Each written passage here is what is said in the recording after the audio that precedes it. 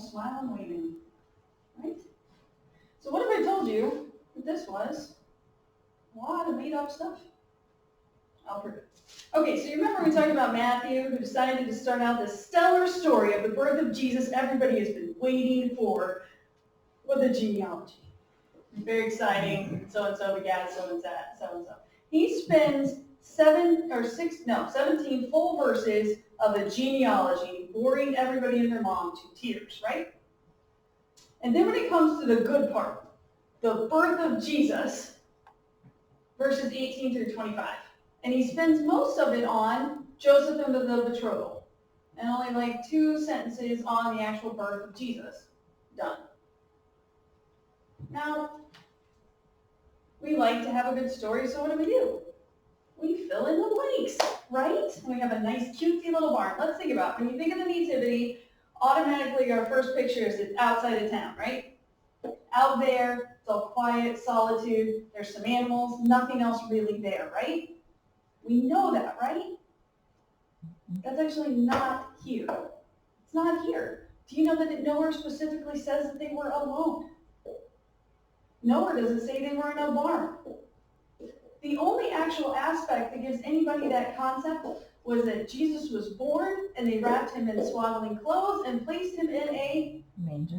So we just added a barn and a whole bunch of animals and out in the middle of nowhere, away from the town, done, right? Now I know all you're going to check later, make sure. But the other stuff isn't here. So now we have to do what's called cultural context, okay? So then we have some stories about, okay, well, you know, city inns where you could go, traveler inns is what they're called. They would have had an outside place for animals, an outside stable kind of area, okay? And they were in caves, which would have, of course, been outside of town, right? That's where we get it from. The actual concept of the caves, or the animals, those were actual animals being prepared and cleaned up for the temple slaughter for sacrifices. They weren't where you kept your normal animals. So the inns for travelers would have never put their animals there. Uh-oh.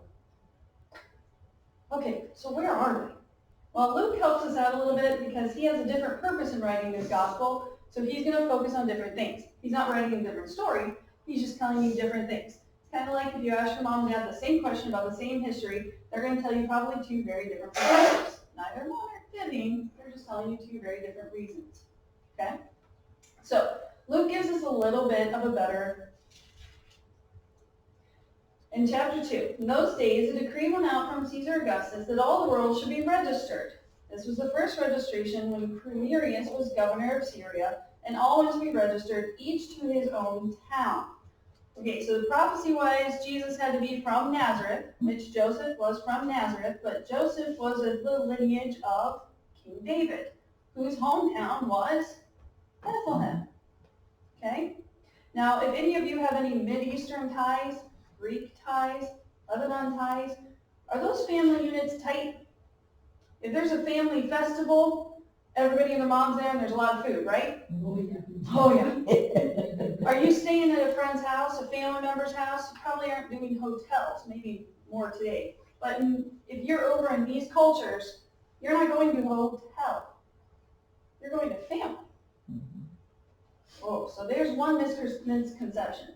So, Joseph also went up from Galilee, from the town of Nazareth to Judea, the city of David, which is called Bethlehem, because he was of the house and lineage of David, to be registered with Mary, his betrothed, who was with child. And while they were there, the time came for her to give birth, and she gave birth to her firstborn son, wrapped him in swaddling clothes, and laid him in a manger, because there was no place for them in the inn. Okay. The word inn, hold on, I wrote this down because you know me and I remember these things. The word inn used here, handochian, okay? Oh no, that's not the one used here. That's using different stuff. Hold on, one up. Kataluma, it's used one other time in the book of Luke. To talk about, you remember in the Last Supper and he told the people to go rent the upper room? He uses the word kataluma. That means the inn was actually a person's house, which often had extra rooms in it. It was not a hotel. Now, the reason why they know these are two different things, a traveling hotel, as if you would go to if you were a complete stranger, did not know them, and you were paying for a room, would have been the Pandochian, which was used in the story of the Good Samaritan when he rented a room for the guy who got beat up. See the difference? So they did not go to a hotel and it was a no vacancy site. That's inaccurate.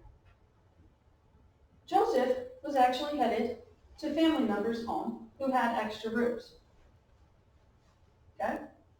When he got there, because everybody's headed, the rooms they were supposed to be staying at were already taken, so they had to go into the overflow section. Now, in this hospitable environment, would they have been thrown out with the cattle? No. In fact, the owner of a household, especially if you had a family, would give up their own bed before they would allow you to sleep on the floor, let alone out with some cows and pigs. By the way, they weren't cows and pigs. Anyways, do you see what I'm saying here?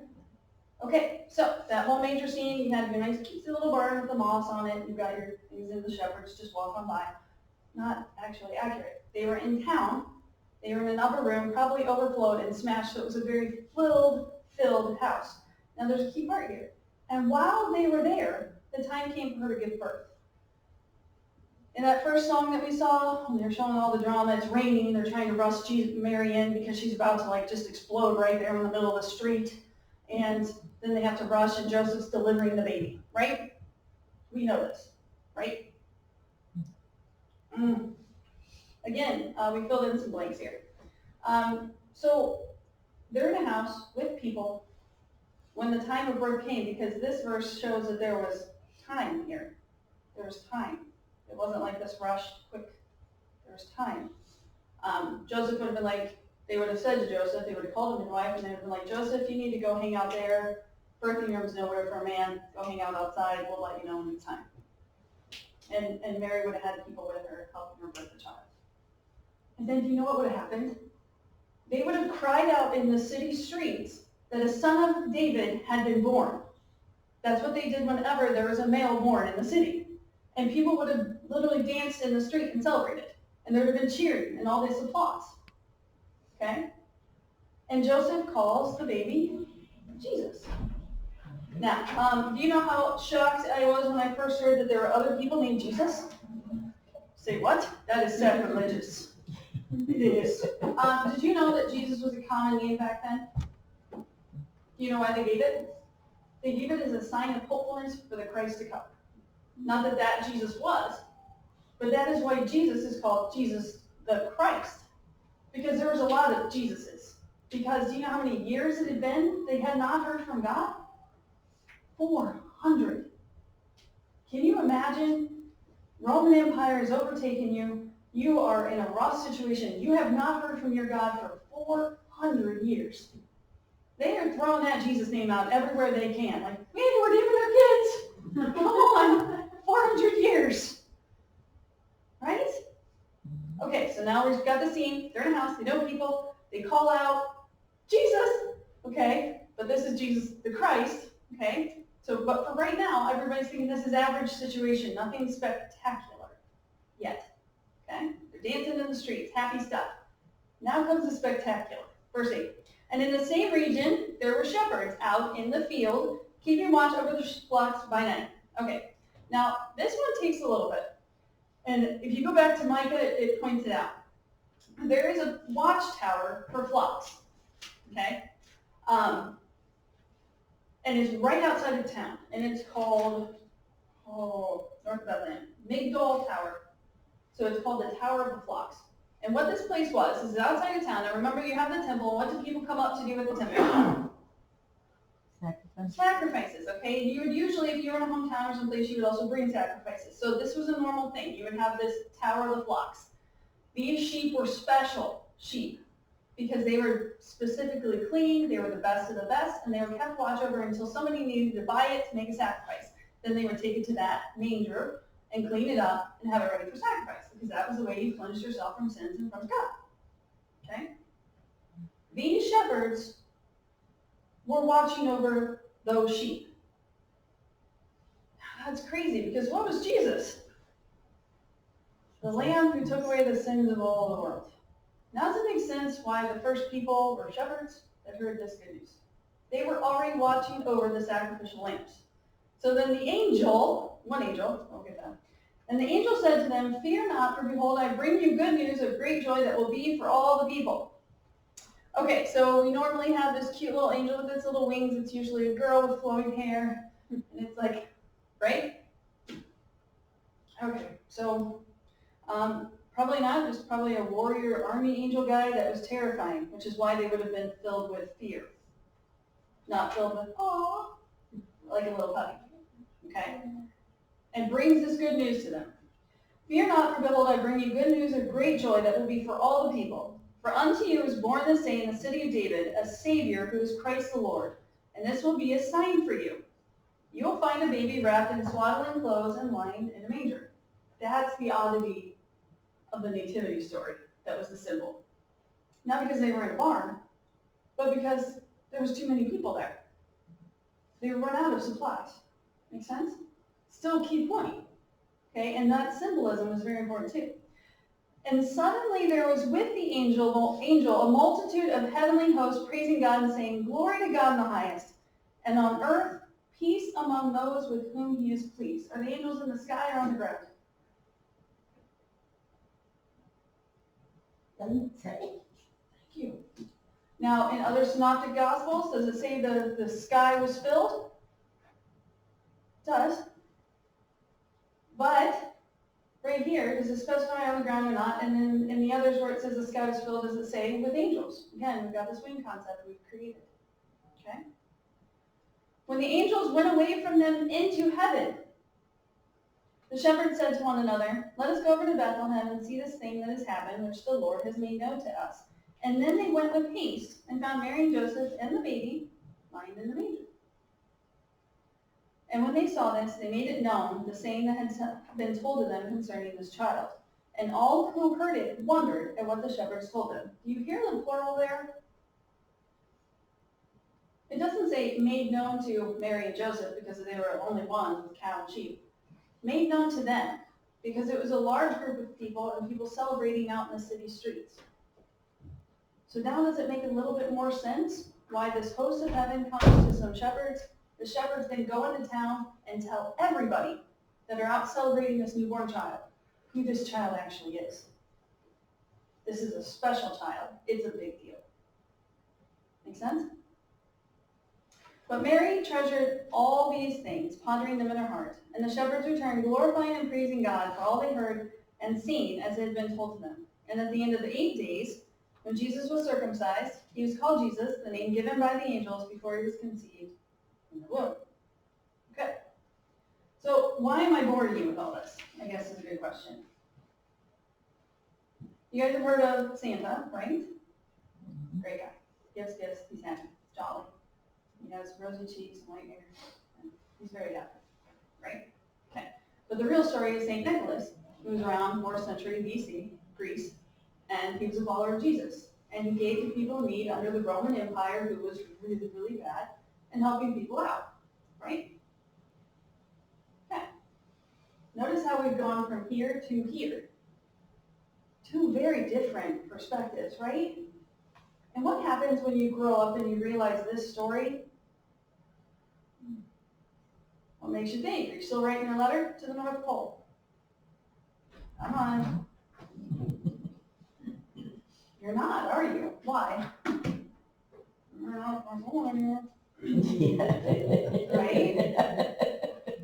So when we make our cutesy little nativity scene, and we put it on this side of the tree, and we put the red guy on this side of the tree, and you're a child, and you see both stories, and you grow up, both become fairy tales. Both. Did you know that? So, do we wipe out this? Do we wipe out this? Maybe we just communicate better.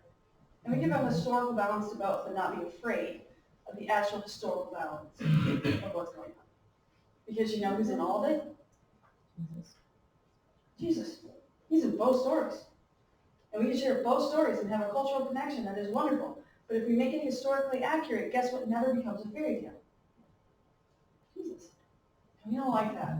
You know, if I went to normal church and just told people that right there, oh, I get boos and some looks, probably burned outside later, right? Because here's the thing, the raw and real Jesus isn't cutesy. In fact, the reason the raw and real Jesus is here and came isn't cutesy. You don't want to paint it on a nursery wall because those swaddling clothes represent the grave clothes that were wrapped around him later. The very beginning of his birth shows the very reason of his life, that being his death. What's the reason for that? Us. Following right up after this story is the Magi visit. And we always like to make that really cutesy too, right? These very fancy guys come, usually in the barn too, even though it's 2 years later, apparently I lived in a barn for a long time, right? But we make that cutesy, right? But what actually happened with the Magi coming? Remember how everybody would celebrate the birth of a child in the city streets? For the 2 years, any family that had a boy from 2 years of Jesus' birth were mourning that week the Magi visited. Because what did Herod do to them all? So is it a cutesy story? No, but it's here and it's real. But we gloss it over and make it cutesy. But here's the thing, Jesus came down in a hurt, yucky, broken world that is filled with pain to make it better. Not to ignore that it doesn't exist, but to hit it right where it's at and say, I have a better plan. Here it is. So when we come to Christmas time, it can be cutesy. It can also not be.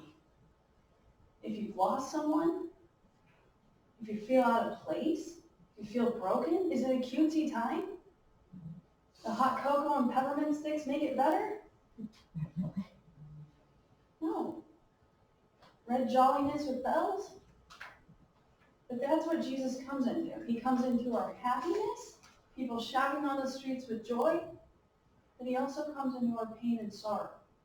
And he's with us for both. With that said, as we come into this week celebrating Jesus, and you go out into that hurt, broken world, you're going to get both. You're going to be the super fanatic people that love every aspect of it. Yay! Let's go see some lights. And you're going to see the people that just don't want to deal with it at all because they're hurt and broken. And you can present an image of Jesus that comes into our world in both aspects. Because he's bringing us a new world that is happy and at peace and wipes every tear from our eyes. And that is the real Christmas story. No fairy tale involved. And it's real and it lasts. Would you guys pray with me? Lord God, thank you for the reality you actually came. That is historical and it's real and it's not fake. It's not pretend and it's not something we made up. Lord, help us to be real about the facts so the rest of the world can realize this isn't pretend. It's real. Help us to take away the fake facades we put around it that give the fairy tale feel, Lord, and embrace the real you that comes to us in happiness and comes to us in our sorrows. Lord, help us to have peace this holiday season and help us to be real lights in the world around us. We ask all this in your name. Amen.